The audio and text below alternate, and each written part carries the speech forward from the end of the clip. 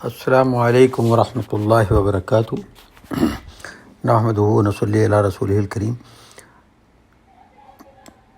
تو ہم آگے بڑھ رہے تھے مولانا ابوالکلام آزاد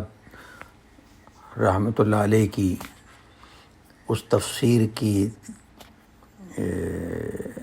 بابت جو اب تک بتایا گیا کہ اللہ تعالیٰ نے ہدایت کا ایک مادہ رکھا ہے۔ اب تک یہ بتایا کہ ایک ہے ہدایت وجدان، یعنی انٹیوشن کی، انسٹیکٹیوشن جو ہوتا ہے، جو انسان اپنے طور پر یہ اندازہ لگا لیتا ہے بغیر کسی تفصیل کو جانے کہ اس میں اچھائی کیا ہے برائی کیا ہے، لیکن وہ خود اپنے اندر ایک ایسی آواز پاتا ہے کہ وہ اس آواز کے مطابق جو کرتا ہے وہ اسے صحیح سمجھ کے کرتا ہے۔ دوسری یہ ایک ہدایت ہے جسے وجدان کی ہدایت کے نام سے مولانا نے تذکرہ کیا۔ آگے بتا رہے ہیں کہ دوسری ہدایت جو ہے وہ حواس کی ہدایت ہے، یعنی سینسز کی ہدایت، جو ہمارے سوچنے اور سمجھنے کی جو قوت ہے ہمارے اندر، اور محسوسات کی، اور جو پرسیپشن کی۔ تو فرما رہے ہیں کہ ہدایت کا دوسرا مرتبہ حواس اور مدرکات ذہنی کی ہدایت ہے، یعنی سینسز اور پرسیپشن کی ہدایت ہے، اور وہ اس درجہ واضح اور معلوم ہے کہ تشریح کی ضرورت نہیں، یعنی یہ بالکل سمپل ہمارے سامنے کی بات ہے، اس کو زیادہ ایکسپلین کرنے کی بھی ضرورت نہیں ہے۔ ہم دیکھتے ہیں کہ اگرچہ حیوانات اس جوہر دماغ سے محروم ہیں جسے فکر و عقل سے تعبیر کیا جاتا ہے، یعنی جانوروں میں عقل نہیں ہوتی عام طور پہ،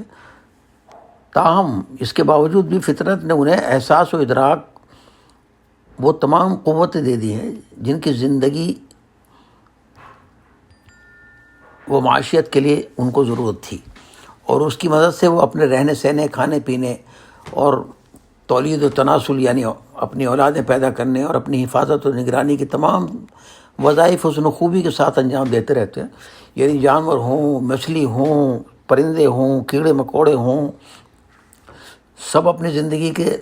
ضروریات جو خود بخود انجام دیتے رہتے ہیں۔ پھر حواس و ادراک کی یہ ہدایت ہر حیوان کے لیے ایک ہی طرح کی نہیں ہے، بلکہ ہر وجود کو اتنی ہی اور ایسی ہی استعداد اور ایسی ایبیلٹی اس کو دی گئی ہے جتنی اور جیسی استعداد اس کے احوال و ظروف کے لیے ضروری تھی۔ چیونٹی کی قوت،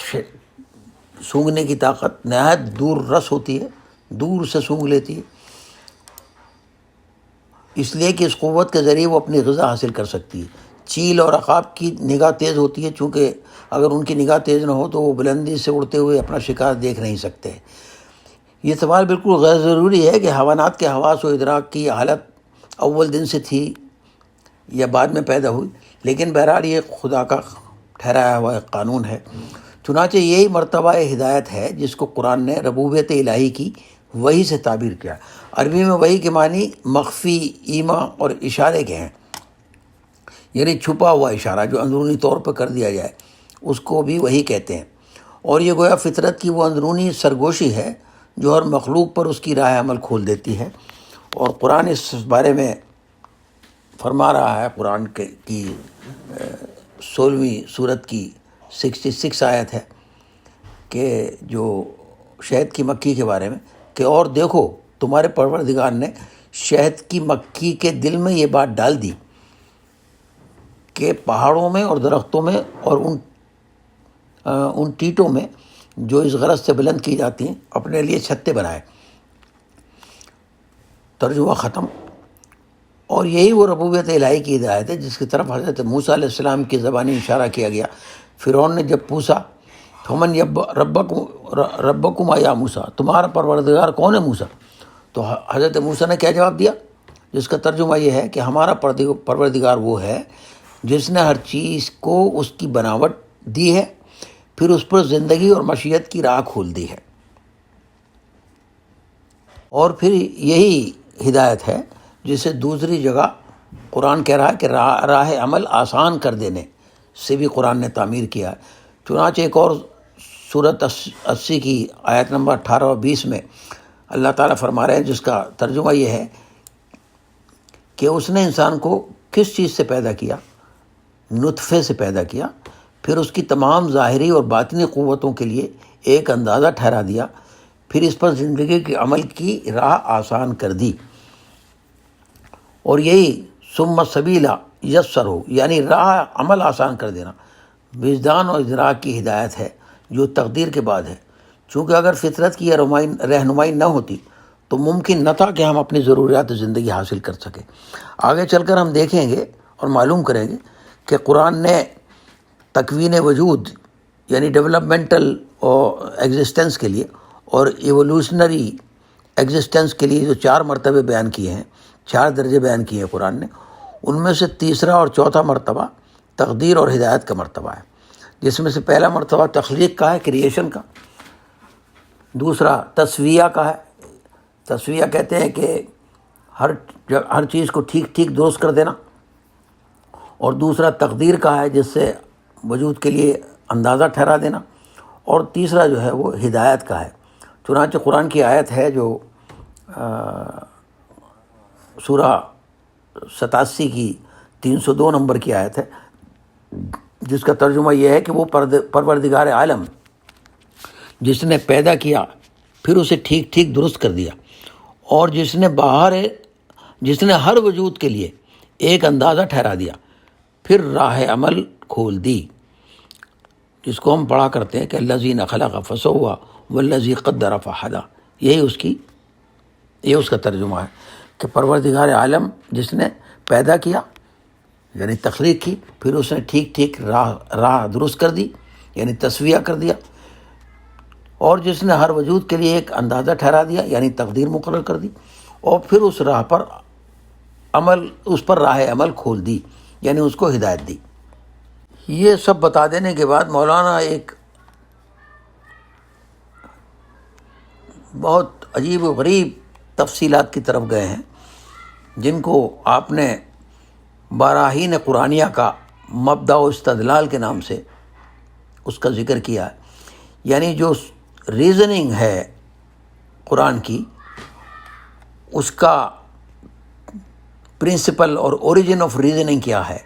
یعنی قرآن جو ہے وہ کس طریقے سے انسان کے دماغ کو ریزننگ کے ذریعے وہ کیا غور کرنے کے لیے کہہ رہا ہے اور اس کو کیا چیز سمجھانا چاہ رہا ہے، اور اس کا پرنسپل کیا ہے، اس کا جو فنڈامنٹل طریقہ ہے قرآن کا وہ کیا ہے۔ اس میں فرما رہے ہیں کہ چنانچہ یہی وجہ ہے کہ قرآن نے خدا کی ہستی اور اس کی توحید و صفات پر جا بجا نظام ربوبیت سے استدلال کیا، یعنی پال پرورش کرنے کی جو نظام ہے، اللہ اس کو کہہ رہا ہے کہ یہ اس سے خدا کا ہونا ثابت ہوتا ہے اور ایک اکیلے خدا کا ہونا ثابت ہوتا، اور یہ استدلال اس کی مہمات دلائل میں سے ہے، یعنی اس کی یہ جو ریزننگ ہے یہ اس کی پرنسپل، بالکل جو اولین بیسک جو اس کی ریزننگ کا پروسیس ہے اس کا ایک حصہ ہے۔ لیکن قبل اس کے کہ اس کی تشریح کی جائے، مناسب ہوگا قرآن کے طریق استدلال کے بعض فنڈامنٹلز واضح کر دی جائیں، چونکہ مختلف اسباب سے جن کی تشریح کا یہ موقع نہیں ہے۔ مطالب قرآنیہ کا یہ گوشہ سب سے زیادہ کمزور رہا ہے، اور ضرورت ہے کہ اثر نو حقیقت گمشدہ کا سراغ لگایا جائے، اور یہ اس پر توجہ دی جائے کہ قرآن جو ہے کس طریقے سے اپنی مختلف صورتوں میں اور مختلف مقامات پر ایک ریزننگ دیتا ہے، استدلال کرتا ہے، لوگوں کو سمجھانے کی بات کرتا ہے۔ تو اس میں جو پہلی بات ہے اس کو مولانا نے نام دیا ہے کہ دعوت تعقل، یعنی سوچنے کی، فکر کرنے کی، غور کرنے کی دعوت دینا۔ قرآن کے طریقے استدلال کا اولین مبدأ مانے اس کا بنیاد تعقل و فکر کی دعوت ہے، یعنی غور کرنا، سوچنا، ہر چیز کو سمجھنے کی کوشش کرنا جو آپ کے آس پاس ہے، یعنی وہ جا بجا اس بات پر زور دیتا ہے کہ انسان کے لیے حقیقت شناسی کی راہ یہی ہے کہ خدا کی دی ہوئی عقل اور نظم کو خدا کی دی ہوئی عقل کو کام میں لاتے ہوئے اور بصیرت کا استعمال کرتے ہوئے اپنے وجود کے اندر، اپنے وجود کے باہر جو کچھ بھی محسوس کر سکتا ہے اس میں تدبر و تفکر کرے، یعنی اس کی اسٹڈی کرے اور غور سے اس کے اوپر سوچ وچار کیا کرے۔ چنانچہ قرآن کریم کی کوئی صورت اور صورت کا کوئی حصہ ایسا نہیں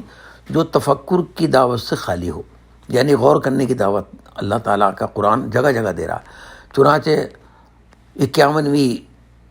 سورت کی 20 اور 21 آیات کا ترجمہ ہے کہ اور یقین رکھنے والوں کے لیے زمین میں بھی معرفت حق کی، یعنی حق کو پہچاننے کی نشانیاں ہیں، اور خود تمہارے وجود میں بھی، پھر کیا تم دیکھتے نہیں؟ اور کہتا ہے کہ انسان کو عقل و بصیرت دی گئی اس لیے کہ وہ اس قوت کے ٹھیک ٹھیک استعمال کرنے نہ کرنے کے لیے جواب دہ ہے۔ یہ بڑی امپورٹنٹ بات ہے کہ جو بات اللہ نے جو صلاحیت آپ کو دی ہے اس سے پوچھا بھی جائے گا، اس کو آزاد نہیں چھوڑ دیا گیا، وہ جواب دہ ہے۔ اور قرآن کی آیت کا ترجمہ ہے 17ویں سورت کی 36ویں آیت ہے، ترجمہ ہے کہ یقیناً انسان کا سننا، دیکھنا، سوچنا سب اپنی اپنی جگہ جواب دہی رکھتے ہیں۔ وہ کہتا ہے کہ زمین کی ہر چیز میں، آسمان کے ہر منظر میں، زندگی کے ہر تغیر میں فکر انسانی کے لیے معرفت حق کی نشانیاں ہیں، بشرطے وہ غفلت اور اغراض میں مبتلا نہ ہو جائے، یعنی وہ خود ہی غفلت کا شکار نہ ہو جائے تو بات الگ ہے، ورنہ اگر وہ سوچنے کی شروعات کرے اور سوچا کرے تو ہر طرف اسے اللہ کی قدرت کی اور اللہ کی نشانیاں ہیں۔ چنانچہ 12ویں سورت کی 105ویں آیت کا ترجمہ ہے کہ اور آسمان و زمین میں معرفت حق کی کتنی ہی نشانیاں ہیں، لیکن افسوس کہ انسان کی غفلت ایسی ہے کہ لوگ اس پر سے گزر جاتے ہیں اور نظر اٹھا کے دیکھتے تک نہیں۔ تو یہ قرآن یہ بتا رہا ہے کہ سوچ و فکر کرنے کی دعوت جو ہے وہ اللہ تعالیٰ خود قرآن میں دے رہے ہیں۔ دوسرا بات جو ہے وہ مولانا نے بیان کی ہے تخلیق بالحق کے عنوان سے، یعنی اللہ تعالیٰ نے جو بھی کچھ پیدا کیا ہے وہ بالکل کسی خاص مقصد کے تحت کیا، اور اس سے زیادہ صحیح اور رائٹ کریشن نہیں ہو سکتا۔ تو تخلیق بالحق کے معنی ہوئے کہ ہر چیز کو اس کی سچائی اور اچھائی کی بہترین نمونے پر پیدا کرنا۔ تو کہہ رہے ہیں کہ اچھا، اگر انسان عقل و بصیرت سے کام لے اور کائنات خلقت میں تفکر کرے تو اس پر حقیقت شناسی کا کون سا دروازہ کھلے گا؟ وہ کہتا ہے کہ سب سے پہلی حقیقت جو اس کے سامنے نمودار ہوگی وہ تخلیق بالحق عالمگیر اور بنیادی قانون ہے، یعنی یہ اس پہ واضح ہوگا کہ اللہ نے جو کچھ بنایا ہے وہ ایسا پرفیکٹ بنایا ہے کہ اس سے زیادہ بہتر ہو نہیں سکتا تھا۔ یعنی وہ دیکھے گا کہ کائنات خلقت اور اس کی ہر چیز کی بناوٹ کچھ اس طرح کی واقع ہوئی ہے کہ ہر چیز ضبط و ترتیب کے ساتھ خاص نظام و قوانین میں منسلک ہے، جڑی ہوئی ہے، اور کوئی شے جو حکمت و مصلحت سے خالی ہو وہ نظر نہیں آتی۔ ایسا نہیں ہے کہ سب کچھ تخلیق باطل ہو، یعنی بغیر کسی معینہ ٹھہرائے ہوئے مقصد کے بغیر پیدا کر دی گئی ہو۔ یعنی کیا مطلب کہ ہر چیز جو ہے جو پیدا ہوئی ہے، جو ہمارے سامنے اللہ تعالیٰ نے پیدا کی ہے، وہ بغیر کسی مقصد کے لیے، یعنی وہ باطل نہیں ہے، وہ جو ہے بیکار کی وجہ کوئی بیکار میں پیدا نہیں کی گئی۔ اس کا مقصد اور نظم جو ہے وہ ہر جگہ نظر آتا، چونکہ اگر ایسا ہوتا تو ممکن نہ تھا کہ اس نظم، اس یکسانیت یعنی یونٹی میں اس وقت کے ساتھ اس کی ہر بات کسی نہ کسی حکمت اور مصلحت کے ساتھ بندھی ہوئی ہوتی۔ چنانچہ قرآن کیا کہہ رہا ہے کہ اللہ نے آسمان کو اور زمین کو حکمت اور مصلحت کے ساتھ پیدا کیا، اور بلا شبہ اس باب میں ارباب ایمان کے لیے معرفت حق کی ایک بڑی نشانی ہے۔ یہ بھی ایک قرآن کی 29ویں سورت کی 44ویں آیت کا ترجمہ تھا، اور آل عمران کی مشہور آیت ہے جس میں ارباب دانش کو جو آسمان زمین کی خلقت میں تفکر کرتے ہیں یہ بتایا جا رہا ہے کہ ربنا ما خلقت ھذا باطلا، اے ہمارے پروردگار یہ سب کچھ تو نے اس لیے پیدا نہیں کیا کہ محض ایک بیکار اور عبث کام تھا، یعنی یہ دنیا کی جتنی بھی چیزیں ہیں یہ تو نے بیکار پیدا نہیں کی ہیں، ہر ایک کا کوئی نہ کوئی مقصد ہے۔ دوسری جگہ تخلیق باطل کا تعلق سے تعبیر کیا۔ تعلق یعنی کوئی کام کھیل کود کی طرح بغیر کسی معقول غرض کے فضول کے کھیل کود کے طور پہ پیدا نہیں کیا گیا، تفریح اور کوئی انٹرٹینمنٹ کے لیے پیدا نہیں کیا، بلکہ ہر چیز کے پیچھے ایک با مقصد اصول ہے جس کے صحت دنیا کی ہر ایک چیز پیدا کی گئی ہے۔ دوسری جگہ قرآن اسی طرح کہہ رہا ہے، 44ویں سورت کی 38 اور 39ویں آیت میں کہہ رہا ہے، جس کا ترجمہ ہے کہ ہم نے آسمانوں اور زمین کو اور جو کچھ ان کے درمیان ہے محض کھیل اور تماشا کرتے ہوئے نہیں پیدا کیا ہے، ہم نے انہیں نہیں پیدا کیا مگر حکمت و مصلحت کے ساتھ، مگر اکثر انسان ایسے ہیں جو اس حقیقت کا علم نہیں رکھتے۔ اور اتنا ہی نہیں ہے، مولانا فرما رہے ہیں کہ پھر جا بجا یعنی جگہ جگہ اس تخلیق بالحق کی تشریح کی ہے۔ مثلا ایک مقام پر تخلیق بالحق کے ایک پہلو پر توجہ دلائی ہے کہ کائنات کی ہر چیز افادہ و فیضان کے لیے یعنی فائدے کے لیے، اور فطرت چاہتی ہے کہ جو کچھ بنائے اس طرح بنائے کہ اس میں وجود اور زندگی کے لیے نفع اور راحت ہو۔ چنانچہ قرآن کی آیت ہے جس کا ترجمہ ہے سورہ 39 سورت کی 5ویں آیت ہے کہ اس نے آسمانوں اور زمین کو حکمت اور مصلحت کے ساتھ پیدا کیا ہے۔ اس نے رات اور دن کے اختلاف اور ظہور کا ایسا نظام کر دیا ہے کہ رات دن پر لپٹتی جاتی ہے اور دن رات پر لپٹتا آتا ہے، اور سورج اور چاند دونوں کو اس طرح اس کی قدرت نے مسخر کر رکھا ہے، یعنی اپنے قبضے میں کر رکھا، اور سب اپنی اپنی جگہ اپنے مقررہ وقت تک کے لیے گردش کر رہے ہیں۔ سنو وہ غالب اور بخشنے والا ہے۔ ترجمہ ختم۔ تو یہ قرآن سے استدلال مولانا لا رہے ہیں بار بار کہ خود قرآن ان باتوں کو کس طرح کھول کھول کے سمجھا رہا ہے، اور ایک دوسرے موقع پر خصوصیات کے ساتھ اجرام سماویہ یعنی پلینٹ باڈی جو آسمان میں جو سیارے اور ستارے اور دور دور تک جو گلیکسیز ہیں ان کے افادے اور فیضان پر، اس سے جو فائدہ ہوتا ہے اس پر اللہ تعالیٰ توجہ دلا رہے ہیں، اور اسے تخلیق بالحق سے تعبیر کر رہے ہیں کہ ہم نے جو یہ بنایا ہے یہ ہم نے ایک خاص فائدے کے مقصد کے لیے بنایا۔ چنانچہ سورہ نمبر 10 کی آیت نمبر 5 میں ترجمہ ہے کہ وہ کار فرمائے قدرت جس نے سورج کو درخشندہ اور چاند کو روشن بنایا اور پھر چاند کی گردش کے لیے منزلیں ٹھہرا دی تاکہ تم برسوں کی گنتی اور اوقات کا حساب معلوم کر لو۔ بلا شبہ اللہ نے یہ سب کچھ پیدا نہیں کیا مگر حکمت و مصلحت کے ساتھ، اور ان لوگوں کے لیے جو جاننے والے ہیں علم و معرفت کی نشانیاں الگ الگ کر کے واضح کر دیتا ہے۔ اسی طرح ایک اور موقع پر فطرت کی جمالی زیبائش یعنی جو نیچر میں جو چاروں طرف حسن اور خوبصورتی پھیلی ہوئی ہے اس کی طرف اشارہ کیا اور اسے تخلیق بالحق سے تعبیر کیا، یعنی فطرت کائنات میں تحسین و آرائش کا قانون کام کر رہا ہے۔ ہر جگہ ایک خوبصورتی ہے، حسن ہے، اور یہاں سے وہاں تک جہاں تک جائیں تو نظر جو ہے وہ جھوم جھوم اٹھتی ہے جب اسے دیکھتی ہے۔ جو چاہتا ہے جو کچھ بنے ایسا بنے کہ اس میں حسن و جمال اور خوبی اور کمال ہو۔ اسی طرح سے اللہ تعالیٰ فرما رہے ہیں قرآن کی ایک آیت میں 64ویں سورت کی 3 آیت ہے کہ خلق السماوات والارض بالحق وصورکم فاحسنوا صورکم، اس نے آسمانوں اور زمین کو حکمت و مصلحت کے ساتھ پیدا کیا ہے اور تمہاری صورتیں بنائی ہیں تو نہایت حسین اور خوبی کے ساتھ بنائی ہیں۔ یعنی انسان سے زیادہ خوبصورت اللہ نے اور صفات رکھنے والا کوئی بھی مخلوق پیدا نہیں کی۔ اس طرح وہ قانون مجازات پر یعنی جزا و سزا کے قانون پر بھی اسی تخلیق بالحق سے شہادت لے کے آتا ہے، ثابت کرتا ہے کہ جب جو اچھے کام کا اچھا انجام اور برے کام کی بری سزا جو دی جائے گی وہ بھی تخلیق بالحق کی بنیاد پر ہے۔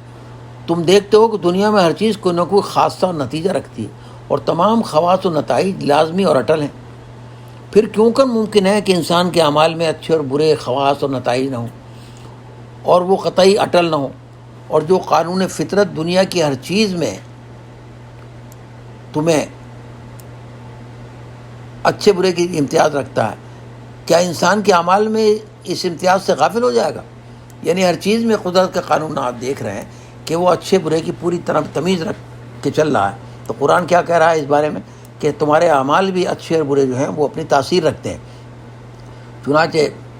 45ویں سورت کی 21ویں اور 22ویں آیت میں فرما رہے ہیں اللہ تعالیٰ قرآن میں،